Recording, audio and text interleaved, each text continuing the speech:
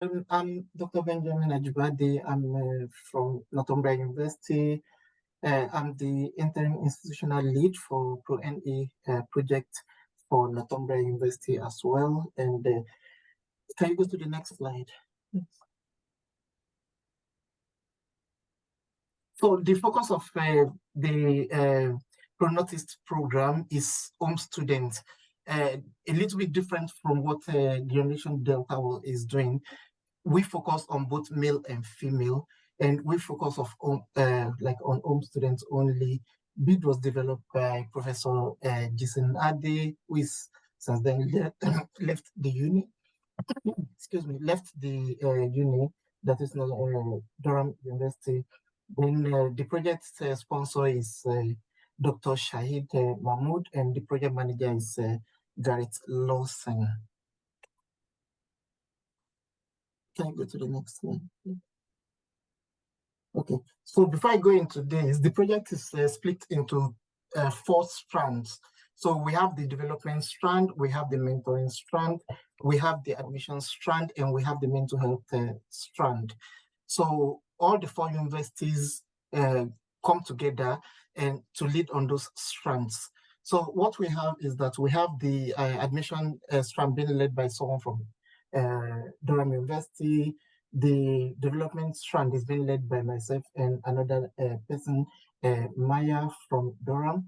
Then the mental health strand is being led solely by Newcastle University, and the mentorship strand is led by someone from Newcastle University, but all the other universities partake in that as well. So the questions that we ask around the admission is how ethnically diverse are the home, that is UK domicile PGR population in the University of Northeast? Are there differential rates of application to PGR studies?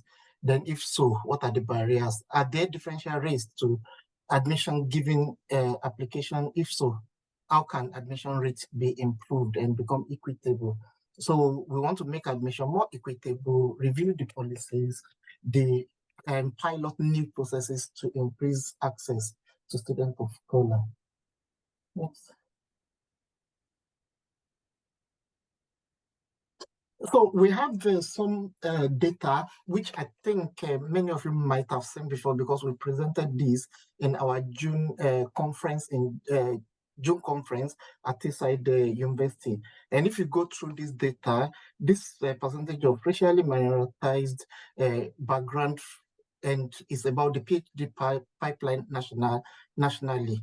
So when we look at this data, starting from the people from Black background, you see that England and Wales 4.4, Northeast is only 0.5%, UK domicile first degree graduates is 6.8, domicile graduates first year with first class or second class upper in 2018 is only 5.2. Then for third students in 2019 for postgraduate students, 7.7, and domicile postgraduate student in 2020 is 4.7. So although based on the population, you see that people from Asian background, they have a larger number. But when you compare with the general data for UK, this is still very, very low. Can you go to the next slide, please? Okay. So if you look at this slide, this PGR population, which has gradually become more ethnically diverse over time. So we took the data from 2014-15 to 2020, 2021.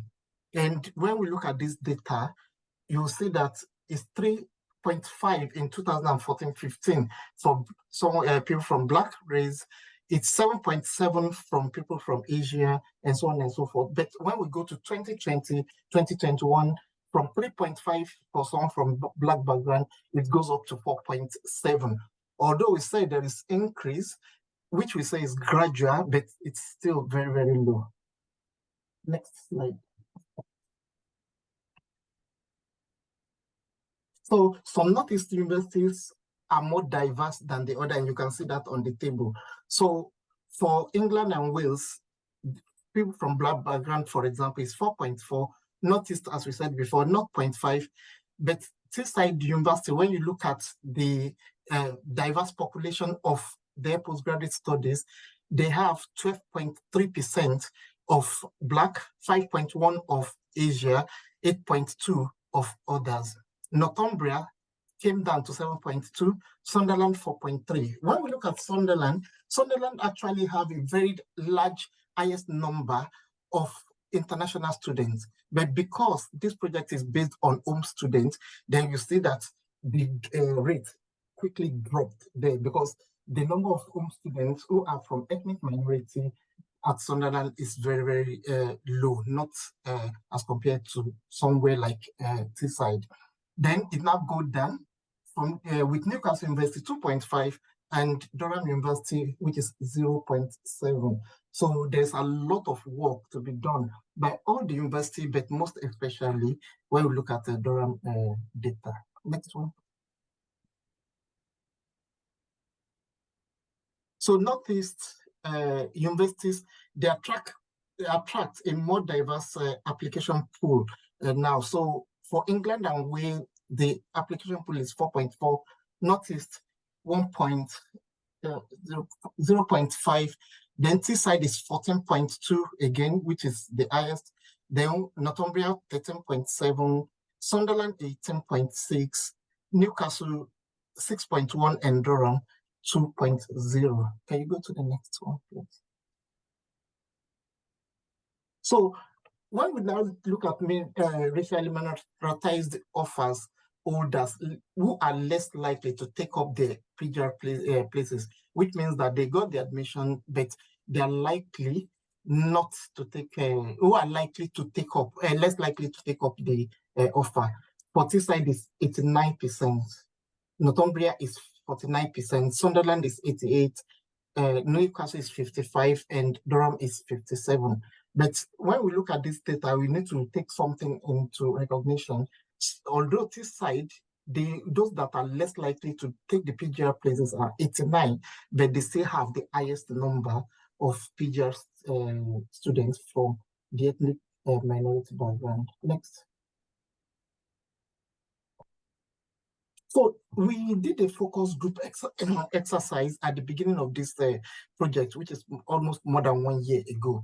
And what we did in the focus group is that we looked at PGRs, included PGR students in this project. We included PGT students as well, and some undergraduate students who are in the final year, just to see what are their perspective of admission. But the focus group content of questions for admission, development, mentoring, and mental health strand. But I only just extracted the data from the for the admission here. So, and this data is mainly for Northumbria, but it's like a replica across the board for all the other universities as well. The participants are not aware of leaky pipeline terms. Agreed the following are as a barrier to access and complete PGR. So they talk about lack of confidence, they talk about issue with the family, funding issue, lack of job opportunity. That is when we look at career advancement after the PGR studies. Mature students, they believe that they left the university and they come back when after some time, which means that they become a mature student. Then they talk about different systems, because some of these people, maybe when they first joined the university from outside the UK, they have issues with the banking system in transferring and exchanging money. Perception on preferred, perception on preference. That is, what they are talking about is comparing white versus minority ethnic group, male versus female. So they feel that there is like difference in all those when we talk about the admission rate and preparation for admission. Then they talk about discrimination of admission process, and they believe that this should be equally distributed, that is based on merit. And they discuss insufficient advice and support for admission to PGR studies. So we further ask question, all participants, they've not engaged in professional help to apply other than just reference to maybe online reading, university website, and so on and so forth. Then they get advice from friends, peers, and probably supervisors. So they get information about admission criteria, about marks, about transparency on funding availability, detailed timeline, application status for better planning, and so on. So, and they talk about how to improve their own profile and CVs for better chance of admission. So what they are saying is that they actually lack knowledge in so many areas, which do not just touch about when I joined as well, with the data they collected from their own perspective as well, from the generation data. So there's like common themes coming up there. Next one.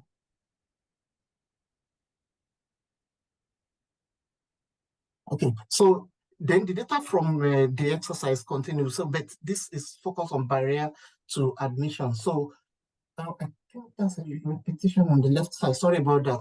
So if we look at the right side, I didn't know I did that. What was your experience of the application process like? So they talk about the process was grueling and stressful. All participants have not engaged in professional help to apply other than reference to online reading, how to write good proposal, personal statements, secure a supervisor, and more clarity about the overall application process and requirements. uh, I don't know I can't remember what they talk about on the ATAS certificate. I think some of them might actually have issue because if they study abroad, in transferring their certificates with the level that it should be in the UK. So some of them might have been refused because of that. So then some of them say that PhD does not reflect better remuneration and performance monitoring. Then they talk about, despite all this, all applicants need to be ready for completion, being up to the standard and face rejection. So lack of student motivation. So this becoming common theme that is coming up from this from the data collected. So PhD perceived as personal rather than professional achievement, lack of support from employer or around study leave, financial incentives, and things like that. So most of the participants, they actually believe that when we were doing the focus group, they were actually telling us that what's the essence of doing a PhD? It doesn't do something to me. It's just because you want to have a personal degree. Although there are so many prospects with PhD study, but most of them are not aware. Next slide, please.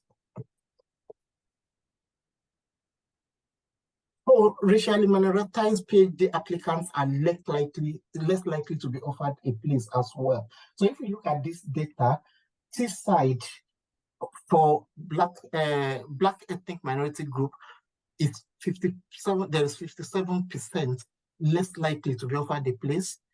Northumbria is 16%, Sunderland is 11%, Newcastle is 14%, and Durham is 18%. So this is still like speaking to the previous data that I discussed. Although we might see that Teesside is higher on the scale, but still Teesside have the highest number of applicants. So because they have highest number of applicants, then there might be that data that those people that are less likely to be offered a place is higher as well. Next one.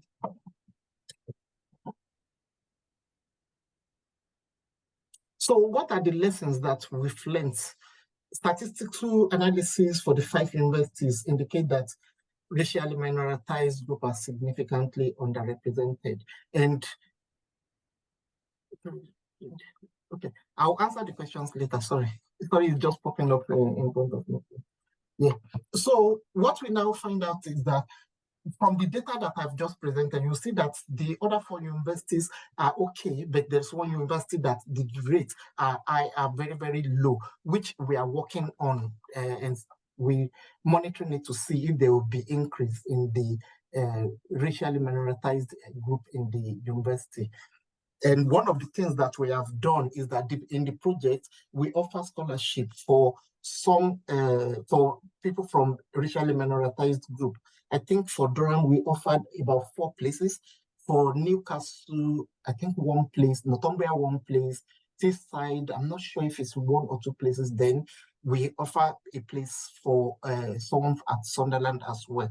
All these places, I think, have been filled. I think there is 1 or two that I think one person from one university will be starting in December, while they're recruiting the last person for Durham, for example. So based on the fact that their own rate is very low, so we're looking at, okay, how can we boost that level? So they've got three people from racially minoritized group who is currently on their scholarship. So, and what we tend to do is to organize like a scholarship group for these people, for this set of people, so that we bring them together, we organize some things among them so that we can like try to advertise this program and ask them, because we really need to learn from them how we can improve the access of PGR to PGR studies in the Northeast. So PGR acceptance rates are substantially low for racially minoritized home applicants to PGR programs compared to white people from white background in all the 5 universities. Prospective PGR are from racially minoritized background are less likely to make early contact with a suitable prospective PGR supervisor. And we'll see that this is very, very common with people from the racially minoritized group, because maybe because of their exposure, maybe because of, I think, culture have some impact on these people as well, because most of the time people doesn't actually like come up and ask questions and things like that. And because if they believe that, oh, PhD is just for personal gain, not because they want to use it as a professional development, then many might not use that opportunity. Then acceptance rates are very low for racially minoritized home applicants to the program, which have been able to demonstrate on the data that we collected.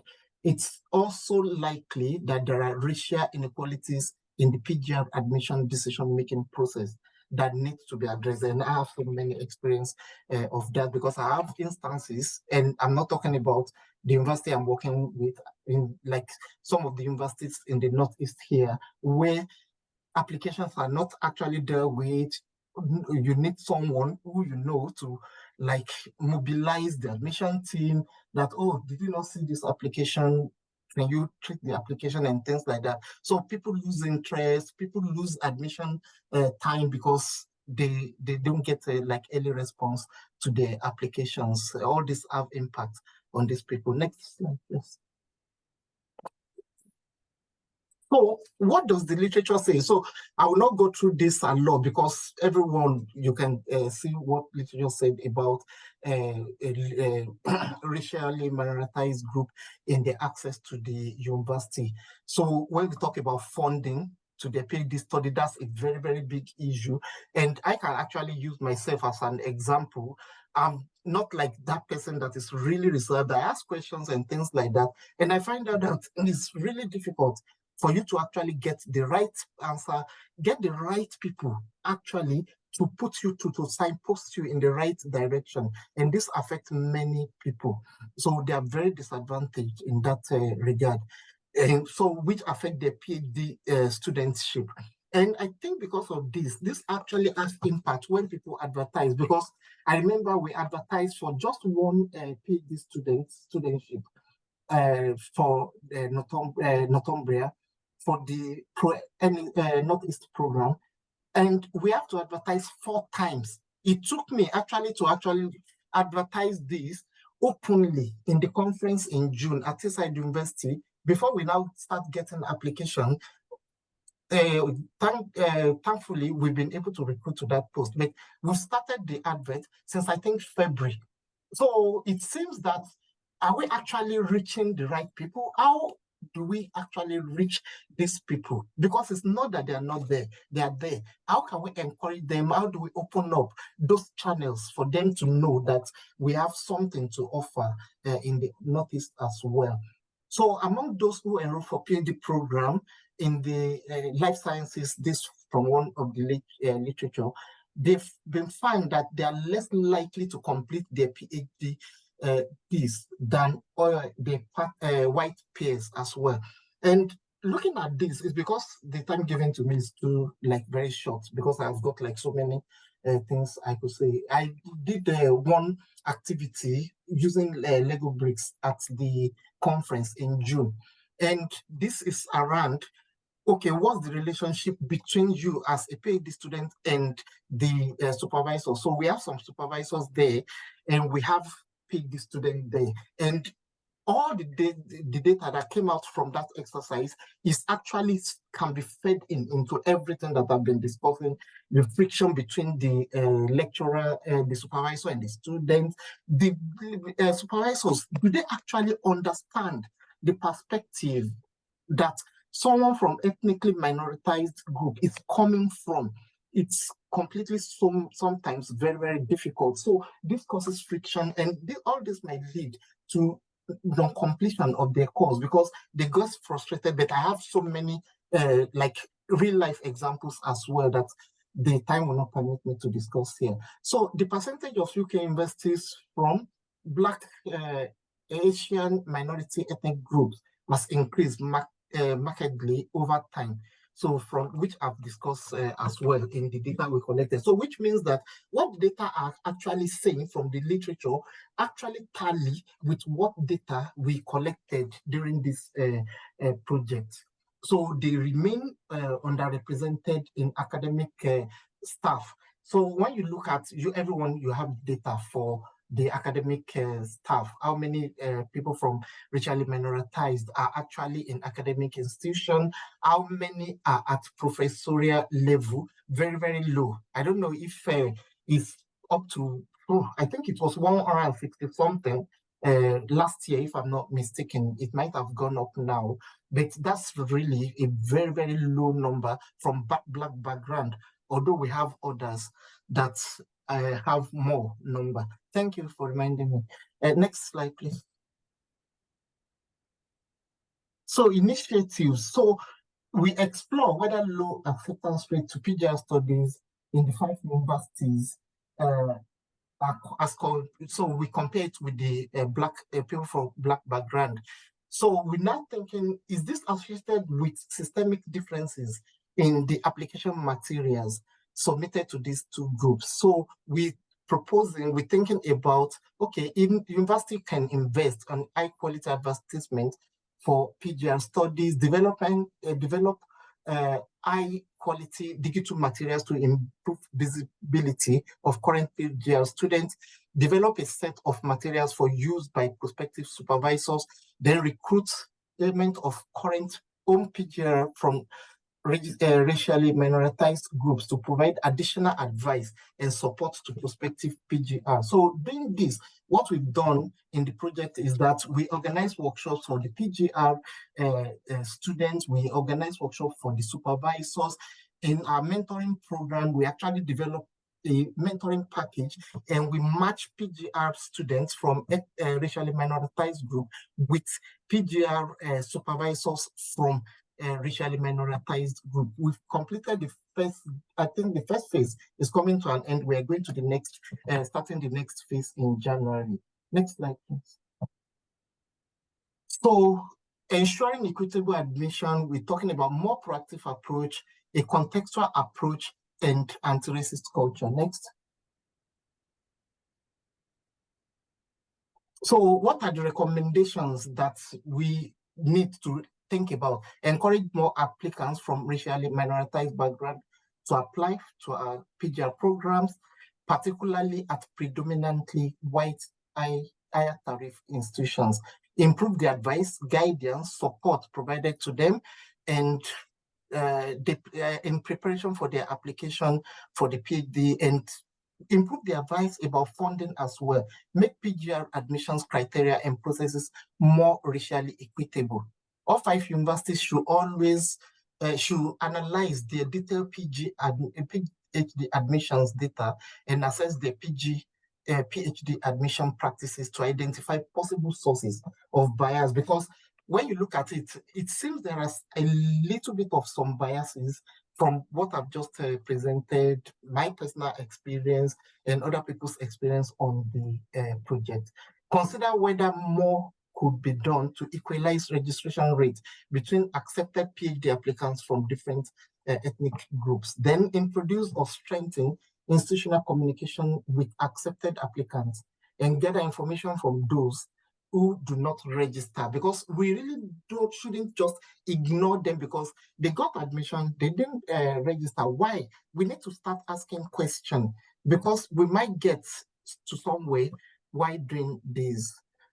I think that might be the end. Next slide. I think that will be the end of the slides.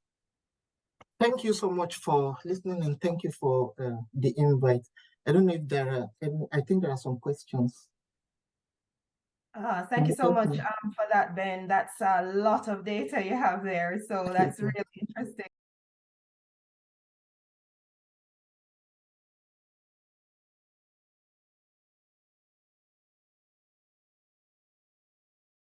Collect the data for BIM staff because those are like widely acceptable, available and accessible data that we can get online because our focus is on PGR students.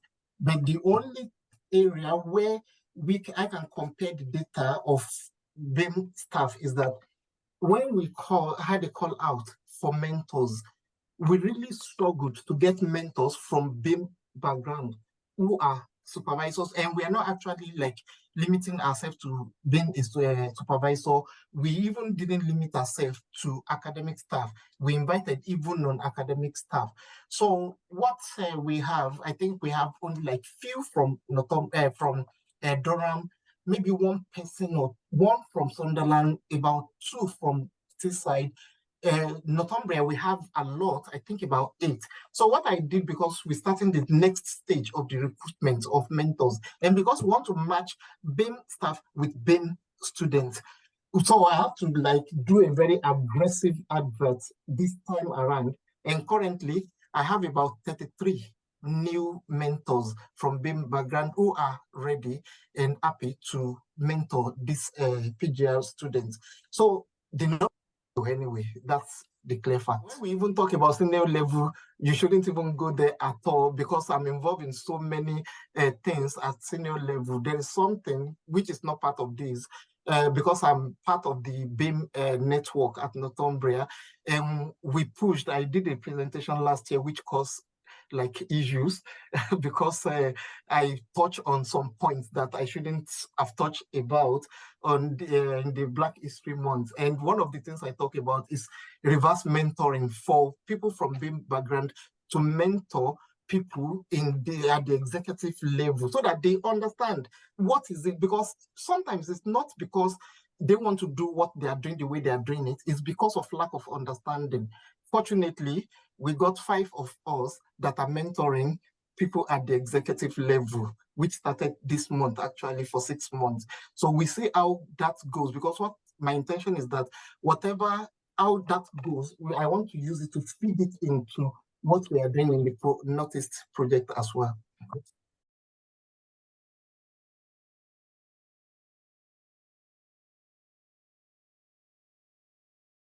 From there we say England and Wales are online data that is available. Some of the data are from sensors data as well, but we actually collected data among students to know, and I said among students, we collected data from each of the university. We actually, in some of the recommendation I made, we have a project that we're actually doing currently. I couldn't talk about that because it just started and I haven't gotten access to those data. So we have a very comprehensive data that we will be bringing up in the next few months, actually, that will be even bigger than this because we're accessing admission data from about, I think, 5 years ago. And we're doing, I think, 48 from each university. So 24 will be admission data from people from a racialized group, and 24 will be from people from white background. And that will be 48 for each university. So we access all those data from the university data on admission.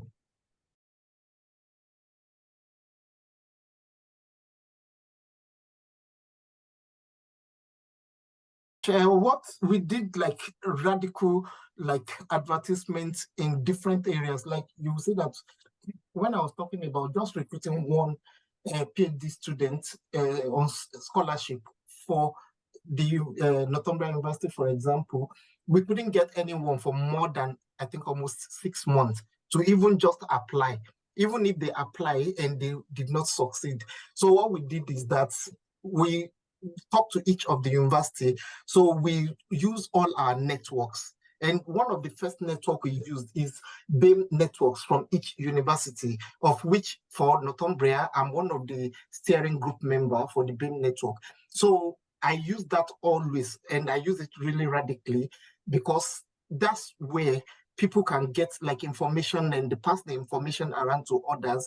Then what we do is that I use the EDI people as well, because the EDI people, they have very close relationship with people from ethnic minority background, but unfortunately this depend on each EDI setup in every university. But for Northumbria, the person that is the manager is really, really lovely. She helps a lot with anything. I'm about recruiting now, and I want someone from ethnic minority background, and she's been very, very helpful. So then we now look at other networks from all other staff. So we use the PGR school, the postgraduate school as well for our advert. So we use so many like sources to get things out. And as I said to you, I was in a conference, I actually publicly announced that we're looking for students to take up a PhD scholarship. And that actually worked because I got more than 6 applications less than 2 weeks after that. So it's a lot of things, yeah, that we are doing currently. And currently, because I lead on the development strand as well, what we are doing, we want to actually network to local groups in the community. That's our next target, because we have so many local groups. Because I was doing a research which is outside the Pro Northeast, and I stayed for 1 year. I couldn't recruit just about 10 people who are elderly, over 65, from ethnic minority background in the Northeast. So, which was really, I can't believe it, but I now have opportunity to reach one local group, which is like an African community. And I was able to recruit even, I think, up to 12 or more, just like that. So now what we're now doing now is that we want to target different areas in the Northeast, like Middlesbrough. So we've got some names, Newcastle, and so on and so forth. So we want to actually reach to them. We don't know how we're going to do that, but what we're going to do with the information we'll give to them, but I think we'll get some way using that method as well.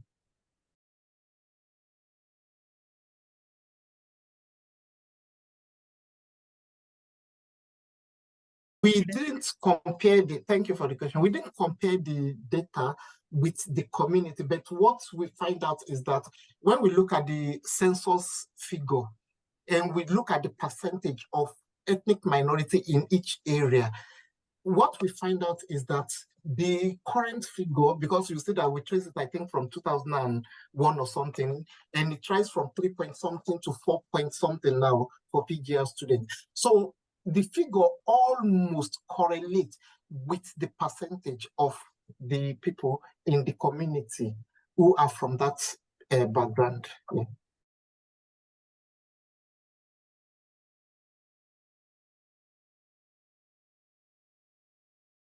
Yeah. What we did on the project is that initially, when we started the project, it was very, very difficult.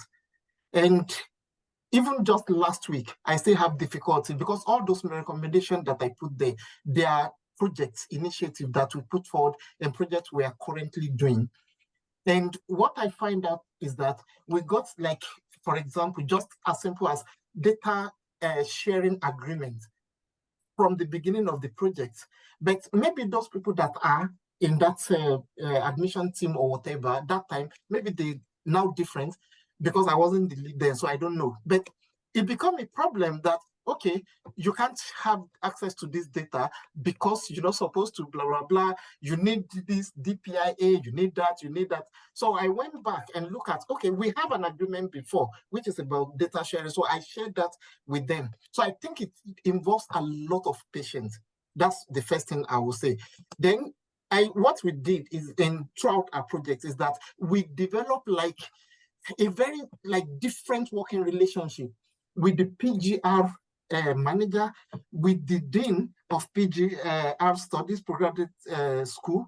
We developed the same with admission team, but most especially with the EDI team. So because we did that, although there is still this like a little bit of, no, you can't have access to this, you need to do this training, you need to do this and that. What I actually did, which is just even yesterday, all those recommendations, I need access to the university data to get all those, because we have a very comprehensive list that we are comparing to the level that we want to know when someone from white background or BAME background applied for PhD. What reference do they have? Why are they rejected? Do they contact them after the rejection? There are so many little things that we might not think is important, but that might be important for these people. So I was told that even if I get an RA, they cannot give RA access to those data. So I now said, okay, what about myself? I know it's additional work for me, but then that's okay, yeah, if it's you, there is no problem, we'll give you access. Now, they now said there are different type of data, because our list is comprehensive, which I don't want to put on the slide. It's very comprehensive list of what we needed. They now said some of those information is easily accessible for them. That is the admission team. They will get them for me. But some of them, it's a large data and they don't have time. So I now ask, okay, no problem. If you give me access and to those data, I will source what I want from those data. So I think we need to develop that really strong relationship between them, because we need them if we want to get to the root of all these issues.